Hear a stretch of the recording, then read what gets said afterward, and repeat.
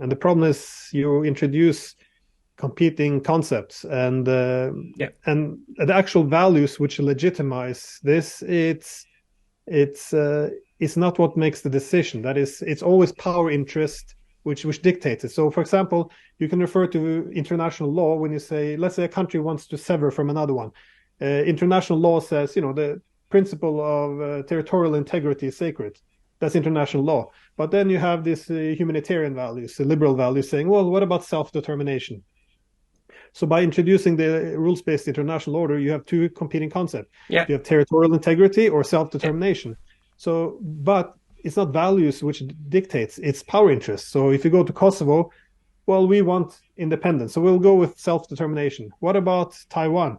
Let's push for self-determination there as well. What about Crimea? Oh, no.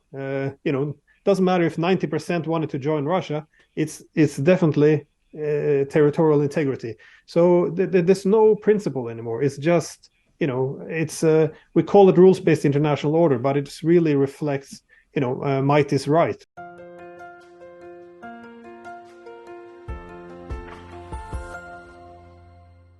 Okay, moving on. I'm still here with Glenn Diesen, a Norwegian Russia scholar and prolific writer. Glenn wrote so much, it's really hard to keep track.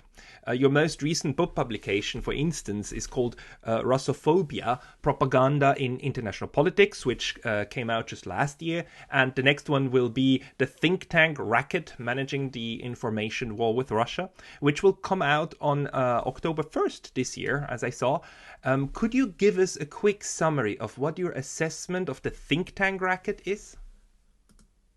Well, I wanted to do an article a book on think tanks, because they have a very interesting role in shaping the discourse. It was actually when I was doing work on propaganda, the book on propaganda, that the think tanks really started to stand out, because the think tanks have they have a long history. They've effectively been, what would be advisors, but the think tanks, they do many things. Not only do they do research and write policy reports, they also become like a waiting room for politicians out of office. So where they can stay relevant until they're put back into office. And what's interesting, that especially since the 70s and 80s, their influence has begun to increase so immensely. And I kind of trace their influence on Obama, for example, his administration, that his policies towards from Afghanistan to Syria, a lot of this was shaped by the think tanks. And so again, this is not a conspiracy theory. This is, was covered very deeply by, a lot of the main US media as well. But anyways, it's quite interesting that, the people from the think tanks, they have the high position in government.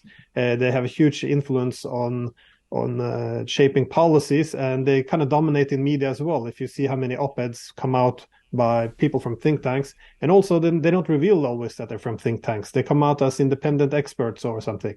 And so the argument is, yes, I want to show how much influence they have now, and also who pays them, who funds them. And it's always the main donor is always the weapons industry. And this is problematic, because people, they know the military industrial complex, that they have a huge influence over politics. And this is very problematic, because they're in the business of war. If you have a conflict, the solution is war. This is the business model. I mean, so this is something even some top think tanks like Queen's Institute, and I think the Kennan Institute as well. Yeah. They have recognized this problem.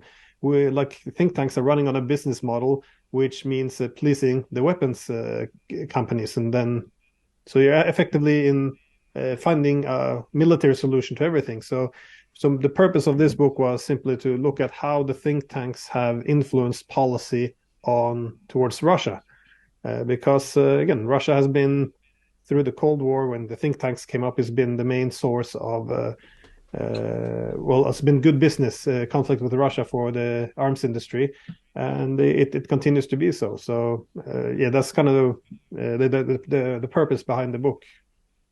Very good. I'm looking forward to reading that, because the connection between the think tanks. I mean, Eisenhower himself warned against the military-industrial complex, and the think tanks are feeding into that. We've got good research, thanks to you too, on just how this machine keeps feeding itself, right, and blowing itself up. And we can also see how it feeds the media, right? How the think tank people are then being put into international affairs and foreign affairs, and they write all of these op-eds, and they again create the uni voice, the party line, right? That then keeps also feeding the propaganda machine. Well, actually, Eisenhower, he made that military-industrial complex. That was in his farewell speech. Actually, he wanted to call it the military-industrial congressional complex. So, but he already realized that by pointing out, the military-industrial complex, he would get in enough trouble. So he removed the Congress out of that term, but in his original notes, that's what he called it. And that kind of points out to how the political system, the warnings that the political system can be deeply corrupted if you pour this much money into it, and that's effectively what you see. You have these huge industries, the arms industry, they're pouring in money into the think tanks. They're giving the policy reports. They're the one talking to the media, shaping the public discourse. They're the one who's staffing the presidential administrations because, again, this is also outlined in the book. And then finally, you have to see who's paying all their bills, this huge operation. And it's always the same industries. It's always the arms industries. It is. And it keeps just growing. That's the problem. It's I don't think anyone can control that. My question is, why don't we have a counterpole? You and I, we also work on economic interactions between states, right? And we're going to talk about that in just a second. But why is it that we have a military industrial think tank congressional complex, but we have no peace industrial economic trade complex? Because there's a lot of companies that benefit hugely from peaceful interactions, right? And the last 30 years of economic liberalization has been hugely profitable for so many companies, but somehow they don't create then think tanks that would push that kind of system forward. No, it's a good question.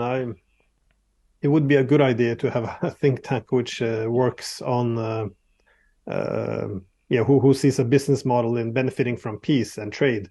I'm not sure why this is absent, but I think that what makes a lot of these think tanks so influential as well is not just that they provide a lot of income to the arms industry, but they also have a very convincing policy that this is they're outlining a model for hegemony. So if you want to build peace based on hegemony, means holding down all other rivals, make sure there's enough divisions between the regional actors to weaken possible competitors. I think all of this hegemonic strategy, it becomes very financially attractive to a lot of this arms industry. So, for example, one of the leading ones is Rand Corporation, which you might be familiar with. I mean, if you want to understand a lot of the conflicts happening in the world, I would advise people to read its report from 2019. Its report is Extending Russia is the name of the report, and it says, how can we weaken Russia? And the whole report, more than 300 pages, is about how to overextend Russia. So create as many conflicts around its borders and within to exhaust it. So when it looks at Ukraine again in 2019, it comes with recommendations. Pump more weapons in, threaten NATO expansion. This will force the Russians to get more involved. We can bleed the Russians more, both of blood and, of course, treasury. And then, let's try to go for regime change in Belarus. Let's remove Russia-friendly politicians from Moldova. Destabilize the North Caucasus. With Armenia, Azerbaijan. Let's try to cleanse Central Asia of Russian influence, and let's try to support the different locals in or dissent, people pushing for dissent in Russia. Let's use our intelligence agency, CIA, collect information, give it to people like Navalny, which is actually mentioned many times in that report as well. And then he can come off as, to disrupt the government. it's all this. It's just always conflict, and none of them actually have peace or cooperation as an objective.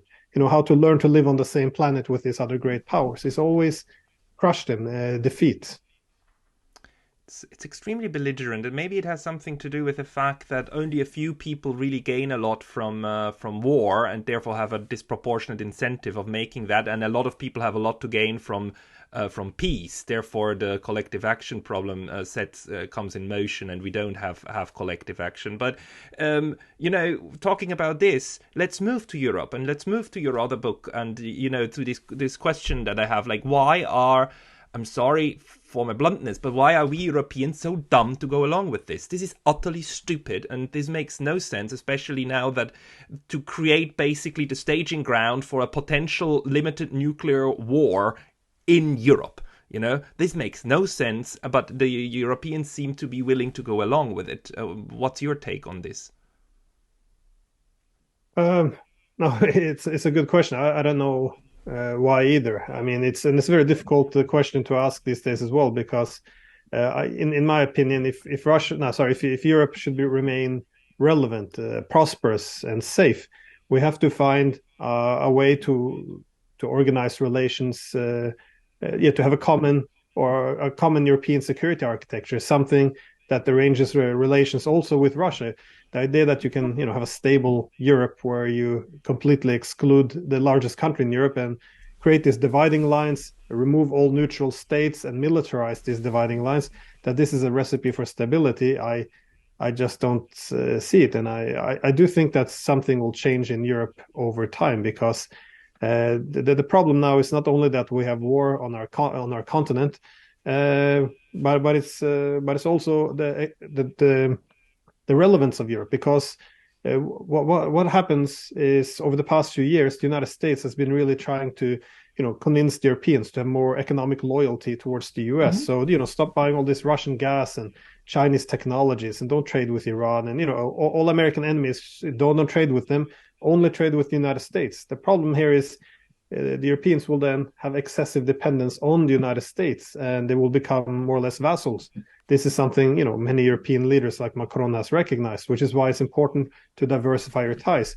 So, and this is the same for Russia. They don't want to have too much conflict with Europe either, because then they become too dependent on the Chinese. So we all in Europe have an interest in not having redividing, restarting a Cold War on the middle of our continent, but nonetheless, this is where we are, and I think maybe we were originally a bit attracted to the idea of hegemony, because keep in mind that immediately after the Cold War, we did actually sign agreements with the Russians. If you look at the Charter of Paris for a New Europe in 1990, it made it very clear. It was a security agreement which recognized, we would have indivisible security. One side should not expand security at the expense of the other. We're going to have sovereign equality, and we're going to have a Europe without dividing lines. We agreed on this. This was also this was the foundational principles in '94 as well, when we developed Organization for Security and Cooperation in Europe. Same thing: indivisible security, no dividing lines, and sovereign equality. And then, of course, as President Clinton's defense minister, William Perry, argued, they decided to expand NATO instead, simply because Russia was weak. We thought, hey, we can create our own Europe without Russians. We don't have to listen to them. And he kind of made the argument. Everyone in the Clinton administration knew that this would alienate Russia. It would cause conflict. But in the 90s, it looked like Russia would be irrelevant. So who cares what they think? Again, this is Clinton's own people saying.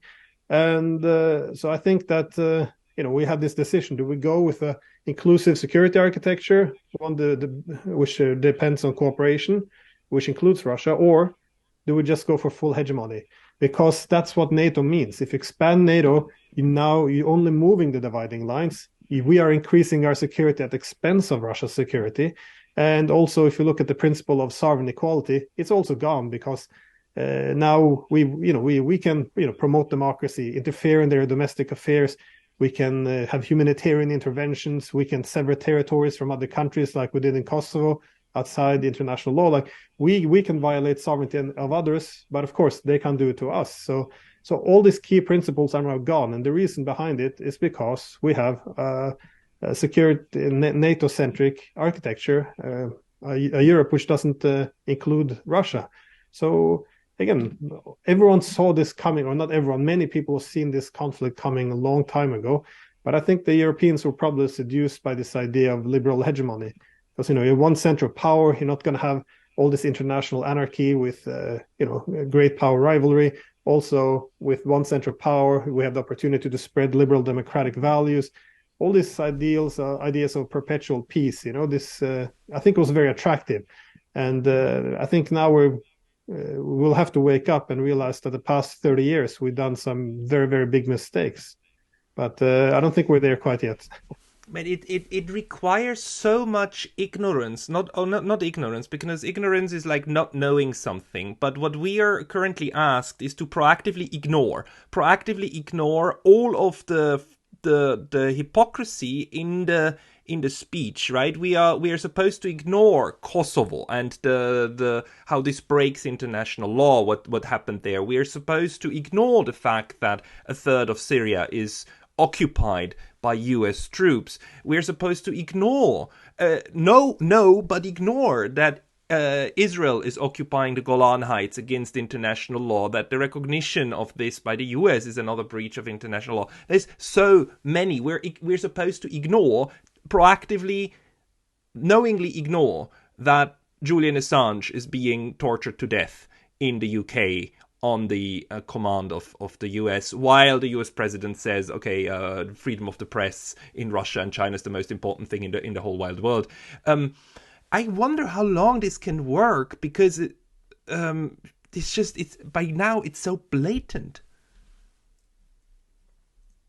Yeah, but I think propaganda goes a long way. I mean, look at the attitudes towards China now. I mean, China was, this great model of development, how they, brought hundreds of millions out of poverty, and, they were, they're supposed to be our friends, and then suddenly, Trump goes in with this economic war against them, and, people are a bit upset. Why is he doing this? And then, then they turn up the propaganda dial to 100. And actually, I have a PhD student who's actually researching the discourse on China. They don't say China anymore in the US. They say the Communist Party. So you have all this. They were always communist, and nothing. They always had humanitarian problems within China. None of this is new. It's just that the discourse has changed completely. So they work to change the public opinion, and they've done it now. Everyone has, or the majority has, a negative view of China. So it's mission accomplished. Yeah, very much so. This brings me though to another issue in your book, and it's a wonderful book. I recommend it to everybody. Europe as the Western Peninsula of Greater Eurasia. You're pointing out that Eurasia is one continuous block, something that most Europeans forget. They think Asia is on the other side of the planet, when in fact Europe is attached to it, right? But also that the geoeconomics plays an important role.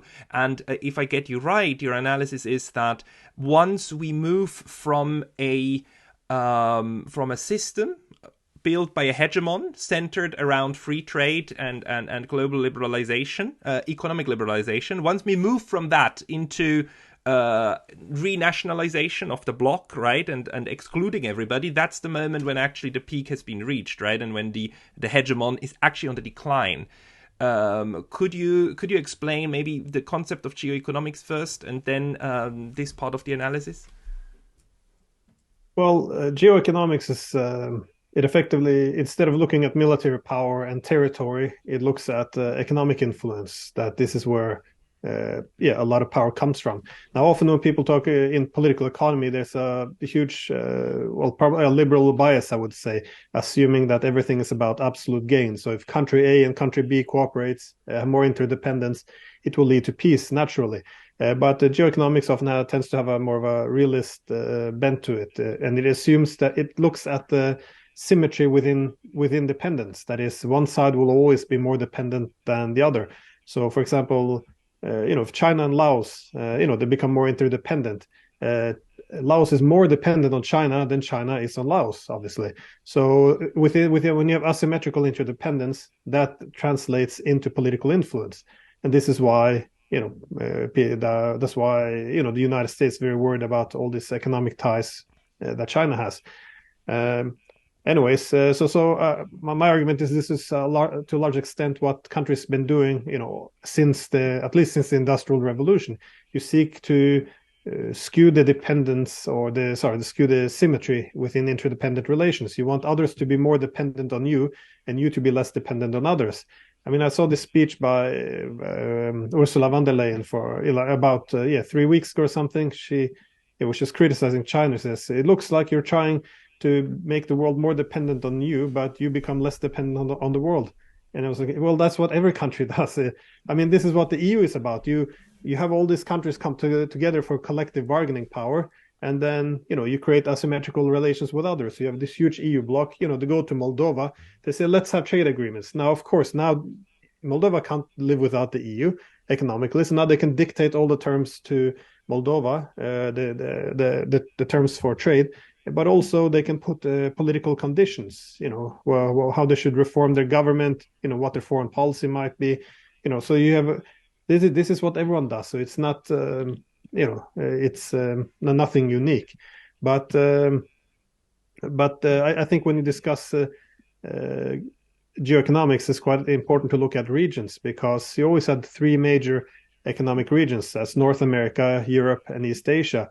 Now, after the Second World War, the United States kind of integrated those 2 other under its leadership. So you have the Transatlantic Partnership and Asia Pacific, which it becomes this nodes in the US hegemonic system.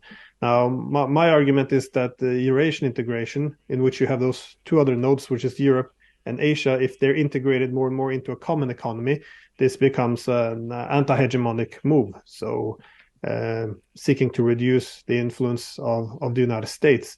So China obviously has a huge interest in this, because they find it difficult to live in Asia, because their economy is becoming too big, that the United States sees them as a threat and will try to cut them down in size. Meanwhile, for the Russians, it's also attractive, because they're at the periphery of Europe. They're not included. I mean, we cut them off Europe, but they're not really deeply integrated in Asia either. But if you have this greater Eurasian concept, from the Atlantic to the Pacific, they end up, shifting from this dual periphery to the center of this larger construct. That's why, they're also trying to diversify their ties. They want to, connect closer with China, India, Iran, Japan, South Korea. And the main idea is, you avoid excessive dependence on any one state or region, because it's okay, for example, for them that China is more powerful than them economically, as long as you're not completely dependent on the Chinese. Because if the Chinese become bullying, then you can lean more towards India, for example. So this is kind of it creates a cost for economic coercion. And this is what the Americans now are discovering as well, because now the world is becoming multipolar and the geoeconomics is not working in their advantage. So when they put sanctions, for example, they're weaponizing economic dependence. If you depend on Americans for technology or their currency, now they can use this as a weapon. And what's happening now? Well, countries say, well, we don't need your technologies anymore. We'll go somewhere else. We don't need your currency anymore. We'll go somewhere else. And this is how the world is developing now. That's why it's very dangerous that Americans aren't adjusting to this. Also the Europeans, for that sake. Yeah, and one of the telltale signs is that the US and the West is basically now undermining its own institutions on which its underlying power used to be built upon, right? The WTO is incapable of moving. The OECD is different, sorry, but global trade and also the petrodollar that's going away, although this one has been like hugely influenced by China, but the US really didn't try to strengthen that one. And the SWIFT system, right? You basically throw that away too because you want to hurt Russia, but you can do that only so and so often, right? And also what happened in Iran, right? That Iran was kicked out of the JCPOA, which then led even in Europe some, especially under France, under Macron, to some initiatives to try to find alternative vehicles to keep that thing alive, right? Which is like very geoeconomically connected. And it seems right now that we're moving to this multipolarity, right? There are gonna be options in the system, this system or that. It used to be one only, but we're gonna have several ones, or not. No, definitely. And I think because, as you mentioned, it's a failure to reform it because this system was built up around the United States after, the Bretton Woods institutions were built up after World War II with the US in the center, with the development banks, the currency, but also leading technologies also being American. The problem now is that when multipolarity is emerging, institutions has to be reformed or they will die. So, for example, China, they wanted a greater representation in the IMF because as their economy grows, so they ask the United States, let's reform, let's give us more voting, blah blah, and the Americans won't do it because they still want the unipolar world. But then what happens if the institutions no longer reflect the actual international distribution of power? They lose their influence. So if you want to reform them, well, we'll create our new institutions. So the Chinese go out.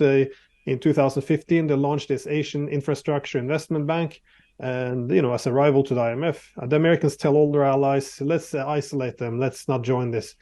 All their allies, except Japan, join this one, all their major ones at least. Afterwards, Madeleine Albright, she comes out and says, we tried to isolate China and we ended up isolating ourselves. And yes, that's what happens in a multipolar world. If you try to use too much economic coercion to weaken rivals, it's not reliable anymore. And you see this at all the instruments, the geoeconomic instruments of power for the Americans. They're abusing all of them to such an extent that they're hurting themselves. So people often think I'm making an anti-American argument. I'm warning that this is self-harm because look, they try to use their technological leadership to punish the Chinese. They're cutting off access to key technologies. Well, now I think it was 2 days ago, the New York Times posted an article confirming that the Chinese are quite successful now in reforming their entire semiconductor industry. They're de-Americanizing.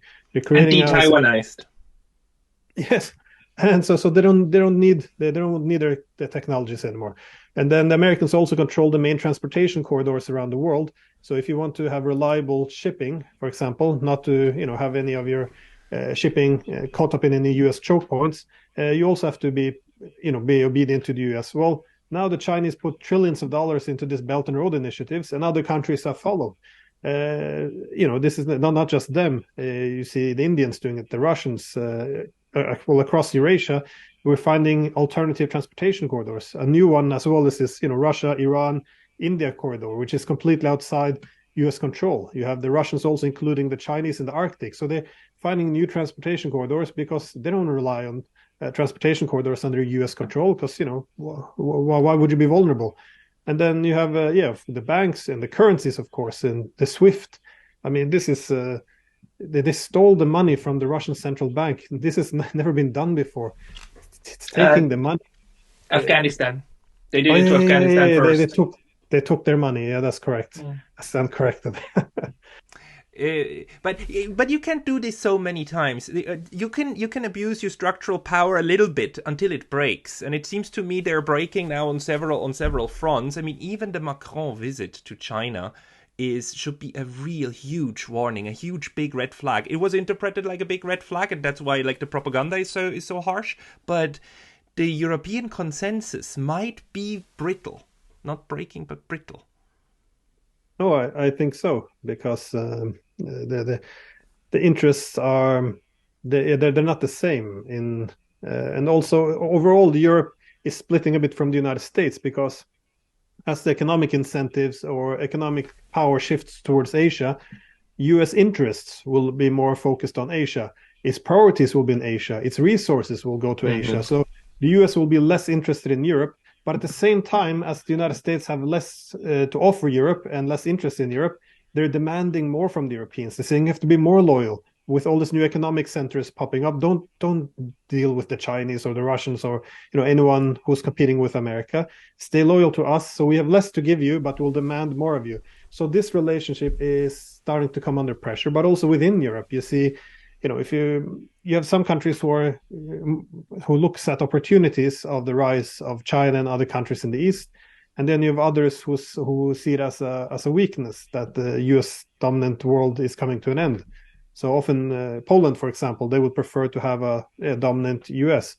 Lithuania, obviously, as well. So you have so within the EU as well, you see a lot of fracturing, and I think east, west, and north, south. So I think it's going to be hard to maintain unity unless they go back to the basics of what the geoeconomic region is supposed to do, which is deliver tangible goods to its member states. So again, this is what a region does. You have it's cost to sovereignty. You give up some sovereignty to be part of this bloc, and you have to get enough sovereignty back in return in terms of having economic independence and favorable symmetry with the rest of the world. But I think the EU will struggle. The EU will struggle, and the EU is of course threatened by its of not being coherent, and we can see it's not coherent, right? It's I think of all the big players, China, Russia, the EU, the US, the European Union is the one that is most under threat of breaking apart next, because it's such a loose community, right? And on the other hand, what you're also seeing now is that we have the rearming, remilitarization of Germany and Japan. And this, to me, seems like another one of you shoot yourself in the foot, because these remilitarized potential giants are in 20, 30 years probably not going to be what you imagine them to be today, although today everybody is clapping and saying, oh, they're finally playing their part and their lead. Yeah, they can do that. So they will do that so long until they won't. No, I agree. This idea that everything will stay the same.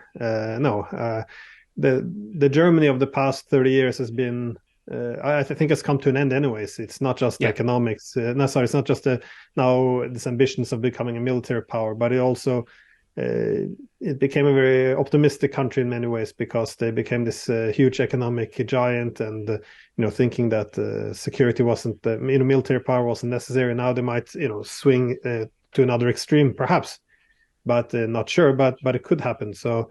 But I think also that the political stability in Germany is part of the reason why people feel comfortable with them getting more military power, because they're so stable and they seem sensible. But keep in mind that the German model it's worked nicely because it had a nice economic system behind it. That is, it's been it's been riding this economic boom, but also it has all these energy intensive industries.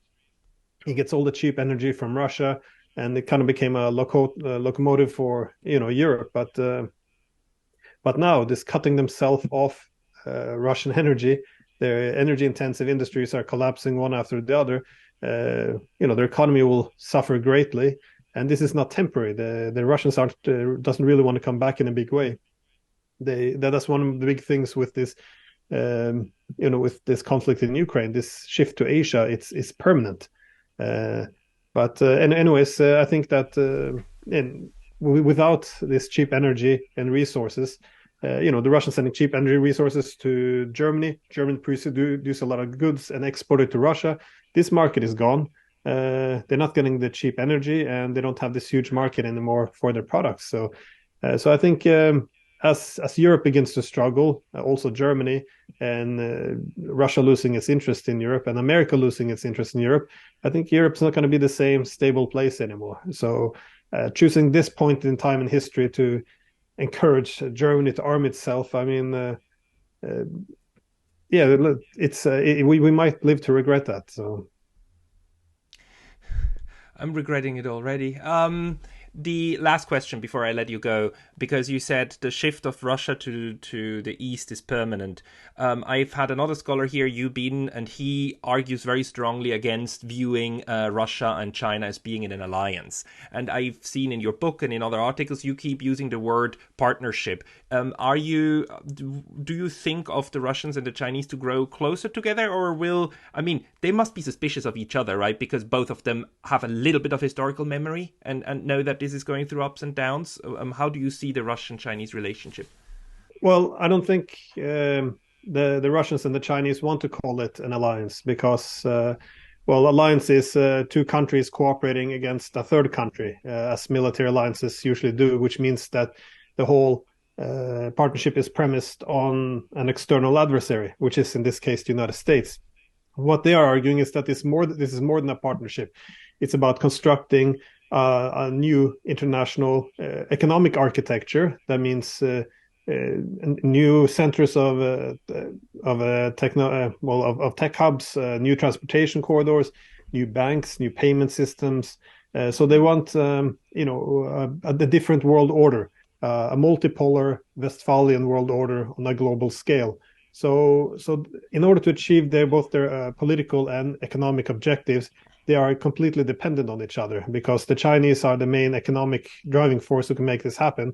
But also the Chinese objectives can't really be achieved in Eurasia without the Russians. So they're very deeply tied together. Now, to understand why the Russians look at in this way is because, as I mentioned, they decided to leave, to abandon this dream of Europe. Because at the end of the Cold War, you had Gorbachev's concept of a common European home. He wanted a united, inclusive Europe. And this is what later on the independent Russia translated into the Greater European project, in which they wanted to find a common Europe. They tried for many years, but first they tried to develop Europe around the OSCE. When we instead decided to expand NATO, we asked them to join NATO. Anyways, they had many different proposals to create a new Europe, and even the greatest proponents of this greater Europe conceded in 2014 that it was a utopia, a dream which has to be abandoned, because this was the year when the West toppled the government in Ukraine. This is when they realized there won't be any gradual integration of Russia into Europe. No, because they saw us as building up Ukraine as an anti-Russian front line, which meant that this is so this is when Greater Europe died, and this is when Russia began to pursue what it calls Greater Eurasia. And this is effectively integrating this entire continent from Atlantic to the Pacific under new economic infrastructure. So again, new technological centers, new strategic industries, a new sharing of natural resources, all of this traded through new physical connectivity, new transportation corridors, using this new SWIFT, alternatives to SWIFT, new investment banks using their own currencies. So across the board, de-Americanizing, if you will. So if you want to do this, you have to bring all the major powers on board. So Russia and China can't just do this without each other. So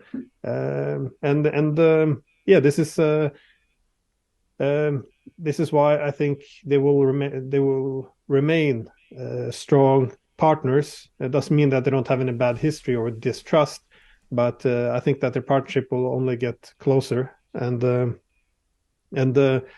part of it is also because the Chinese haven't indicated yet that they have any hegemonic ambitions, because the Russians would not be comfortable with having replacing its excessive dependence on hostile West with an excessive dependence on hostile China.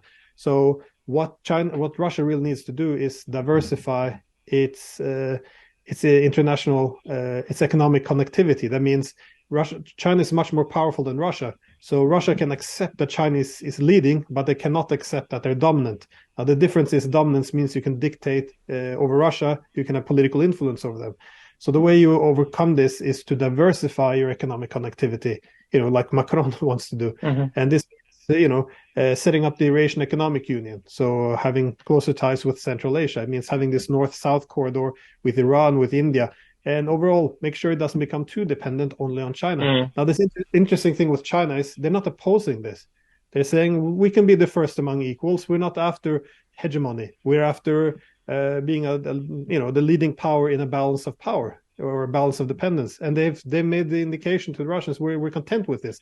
And if you listen to the rhetoric they have now with this global civilizational initiative, they're not talking about universal norms which China represents and will use to promote a system of sovereign inequality. No, they're talking about diversity of civilizations, that no one should interfere in each other. We should learn more about each other, cooperate.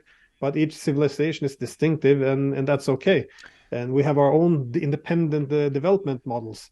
Now, all of Yeah. this translates into idea that we don't claim to have universal values which we will impose on you. We're not the new, Holy Roman Empire, which will claim to represent all the peoples.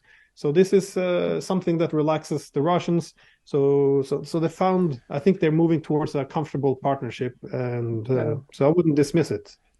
That, that is very interesting, and you're right. Both of them talk about multipolarity, so they seem to be on the same page there, but not wanting to be like, as you're saying, dominant. And one of the examples that I like very much is looking at the way Russia and China treat Mongolia, which is a junior partner in any and every respect, but none of them is trying to kind of squeeze them, squash them, or like replace their democratic system with an authoritarian one, because the whole idea of authoritarianism versus democracy is not something that's part of their playbook. They don't care about what kind of government a state has, as long as it is kind of friendly to them.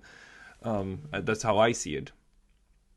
Yeah, no, obviously, if tomorrow, the United States will have a coup there and they will join an American military alliance, America's building up military bases, of course, the Chinese and the Russians would crush it very quickly. But as long as there's a government which, is acting friendly, then I think it's okay. And this kind of also reflects a new concept which is emerging, because during the Cold War, we got stuck in the mentality of spheres of influence, where you have exclusive influence within certain regions. In a multipolar system, the basic idea, actually from the Peace of Westphalia, a key idea behind the balance of power was you need to have indivisible security. In other words, if you undermine the security of your opponent, you're going to end up undermining your own security. So there's this push, I think, or at least there seems to be a move towards what they're referring to, at least on the Russian side, as a sphere of interest, which means once you're on the Russian border, you must the Russians don't have exclusive influence along their border, but when other countries are in those are operating on or trading or dealing with countries on these borders, it has to take into account Russia as well, because this is his neighborhood. Doesn't mean he has exclusive influence, but this is kind of makes sense. I mean, China can deal with Mexico, trade as much as it wants, but to a certain limit. If China wants to build military base in Mexico, it has to accept that this is on the American border, so you have to take their security into concern. I think this is the sphere of interest. So you recognize that here, if you're pushing on the border of another great power, you have to take their interest into account as well. Otherwise, they will react in a way which undermines your security. I mean, it's common sense, but no, it's so I think that's the logic as well in Mongolia. I mean, neither one tries to push out the other, the relationship is finished. Yeah.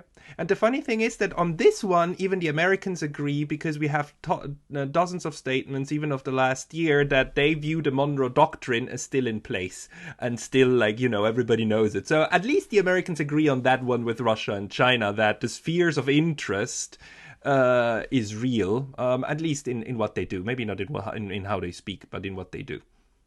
Even down south in Brazil, they accommodated, was it an Iranian warship who was allowed to dock there?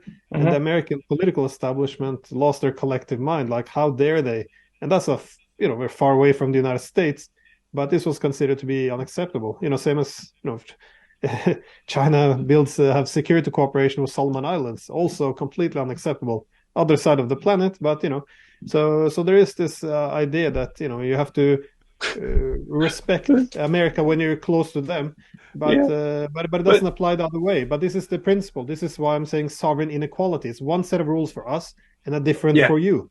Yeah, I mean the liberal international order is the liberty of one state to order everybody else what to do, and yeah, but this has its origin, I argue, at least to 1999, because we mentioned Kosovo before. Because when we invaded Yugoslavia in 1999, it was illegal. Did not have a UN mandate, but it was argued, yes, it was not legal, but it was legitimate. This was people don't appreciate how important this moment in time was, because we decoupled legality from legitimacy. Now we're saying, it can be legitimate without being legal. Then you have to ask the question, what makes something legitimate if it's not legal? Well, that's if, you might violate international law, but It's supported by liberal Yeah. democratic values. Yeah. So who's allowed to represent these liberal democratic values? Well, that's the United States and its partners. So now you've accepted that the West has a clause of exception in international law. We can ignore international law if we can justify it by liberal Yeah. democratic Yeah. values. And this is the rules-based international order. And this is And that, why they reject it. The Chinese, Russians, most of the world, they don't want it. And that's a faith-based argument. We are back. That brings us straight back to nothing else but the just war theory. It's just war theory all over the place again. Like if it's what God wants, if it's what's the idea, what the ideal wants, it's okay. Go ahead, slaughter them.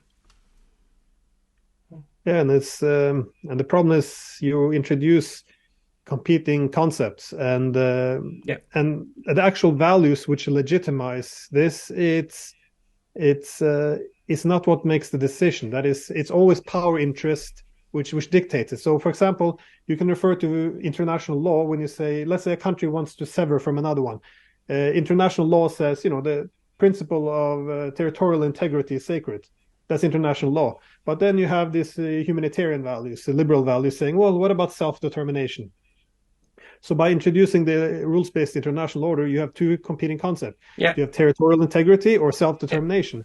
So, but it's not values which dictates, it's power interests. So if you go to Kosovo, well, we want independence, so we'll go with self-determination. What about Taiwan? Let's push for self-determination there as well. What about Crimea? Oh, no. Doesn't matter if 90% wanted to join Russia. It's definitely territorial integrity. So there's no principle anymore. It's just, we call it rules-based international order, but it really reflects, might is right, because it's the rule of the hegemon. Yeah. We really must repeat, rules-based international order is not a concept of international law. It doesn't exist under international law. International law doesn't care whether a state is dictatorial or democratic. International law is built on a very pragmatic fundament of equality of states and not ideology of them. Glenn, I think that's the system telling us that we need to end it, right? Yeah, at this time it wasn't at my end, I noticed. So. I don't know, but Glenn, do you have anything that you would want to end on? No, not really. Nothing that comes to mind. Glenn, thank you very much for taking the time of talking to me, and I wish you best of luck with writing your book, and hope to talk to you soon again. Thank you.